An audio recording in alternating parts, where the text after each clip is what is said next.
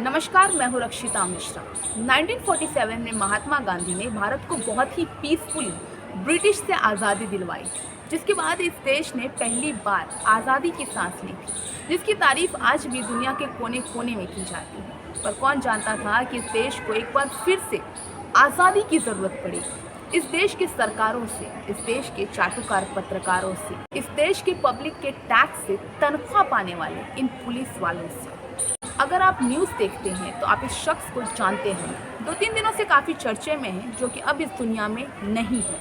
इस शख्स का नाम मनीष गुप्ता है, जिनका एक रियल एस्टेट का बिजनेस है, जिसे आमतौर पर हम बिल्डर्स कहते हैं।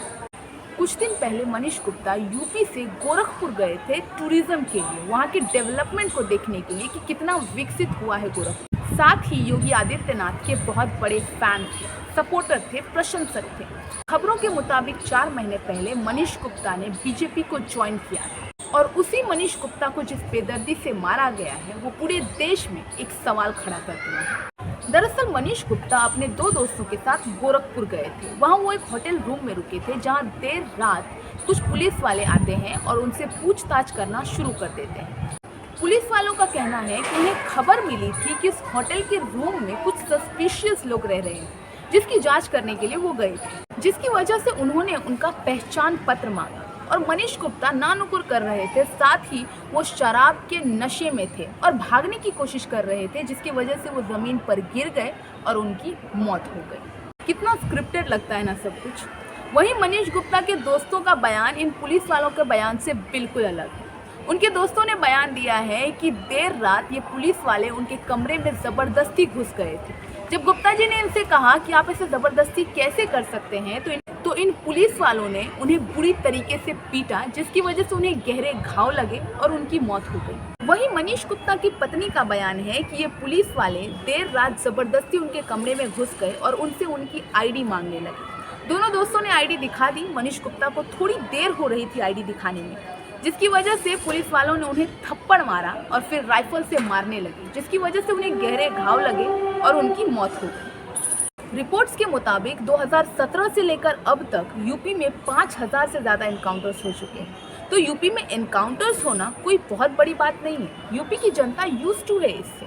मनीष गुप्ता के मौत पर भी इतना ज़्यादा बवाल नहीं होता, क्योंकि एनकाउंटर्स तो होते रहते हैं। जैसे आसाम में एनक्रोचर्स पर गोली चला दी गई और उनकी ही मौत का तमाशा बना दिया गया। और इस देश की जनता तो पिछले 7 साल से खुले आंखों से सो रही है। पर मनीष गुप्ता की मौत पर कुछ जनता की नींद खुल गई। वो कैसे?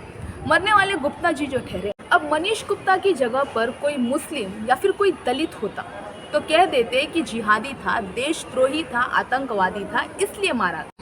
मनीष गुप्ता की पत्नी का क्या कहना है, आइए जानते हैं। इस होटल ही में मेरे हस्बैंड का खून हुआ है, एक पुलिस वाले ने किया है। प्लीज न्याय दिला दीजिए। आप देखिए बाकी सारी क्लिप, कहीं खून नहीं है, वो खून से लथपथ थे। 2 दोस्तों ने भी बताया यहीं पे खून भरा हुआ था। होटल वालों ने सब साफ करवा दिया। प्लीज मदद करिए, मेरे पति को न्याय दिलाइए प्लीज।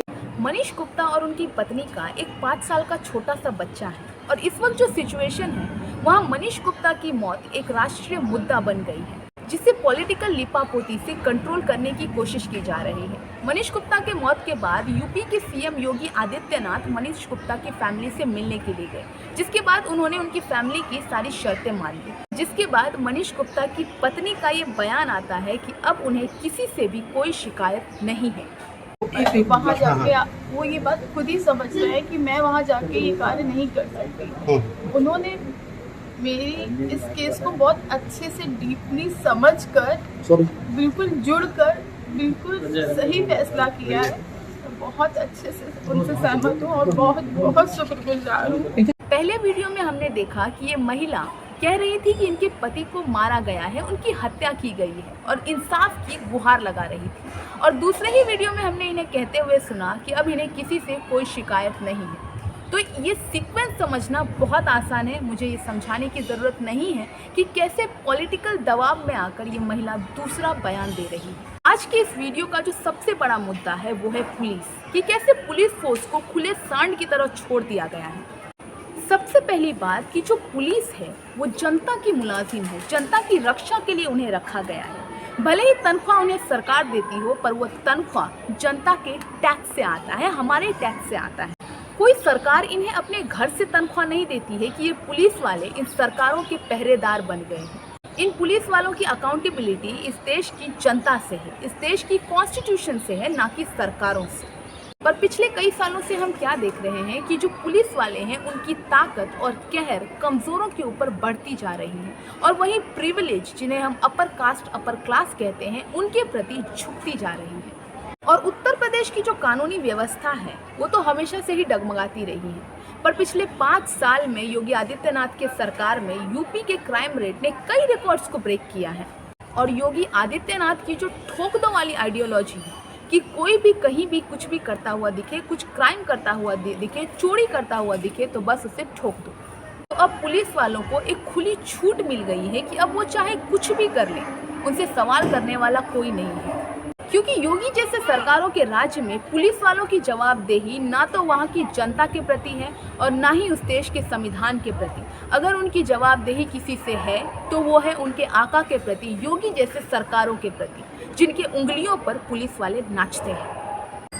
आज के समय में यूपी हद से ज़्यादा खतरनाक स्टेट बन गया है। इस स्टेट में किसी गुंडे की ज़रूरत नहीं है, यहाँ की पुलिस ही यहाँ की पब्लिक के लिए खतरनाक हो गई है। इंडिया टुडे के एक रिपोर्ट के मुताबिक पिछले 3 साल में 5000 से ज़्यादा लोग जुडिशियल कस्टडी में मारे गए हैं, और इनमें से 400 से ज़्यादा लोग पुलिस कस्टडी में मारे गए, और इनमें से 60% से ज़्यादा डेथ विथिन 24 आवर हुई है। जब ओपोजिशंस ने यूपी में क्राइम रेट बढ़ने का आरोप लगाया तो योगी आदित्यनाथ ने प्रेस कॉन्फ्रेंस करके ये दावा किया कि अकॉर्डिंग टू 2016-17 यूपी में क्राइम रेट कम हुआ है, जिसे वो नाम देते हैं जीरो टॉलरेंस का। और जीरो टॉलरेंस के आड़ में कितने बेगुनाहों की जान जा रही है जिसका डेटा किसी के पास नहीं है। इस देश की सरकार जब भी फेल होती है या गलत होती है तो उनके पास जवाब देने के लिए डेटा ही नहीं होता। पर पुलिस आजकल जिस तरीके से खुद को ही जज समझने लगे हैं, खुद ही फैसले लेने लगे हैं, वो आम जनता के लिए दिन ब दिन खतरनाक साबित होते जा रहे हैं। तो क्या अब हम ये मान लें कि अब कोई एफआईआर नहीं होगी, कोई हियरिंग नहीं होगी? तो क्या अब कोर्ट की, जजेस की, इंसाफ की कोई ज़रूरत नहीं है? जिन पुलिस वालों को रक्षक बताया गया है, अब वही पुलिस वाले जनता के लिए खतरनाक होते जा रहे हैं। आज जिस तरह से मनीष गुप्ता जैसे बेगुनाह की जान गई है, कल किसी और बेगुनाह की जान जाएगी। तो आप बस अब बैठकर इंतज़ार कीजिए कि अगला नंबर किसका होगा। मिलते हैं अगले वीडियो में। धन्यवाद।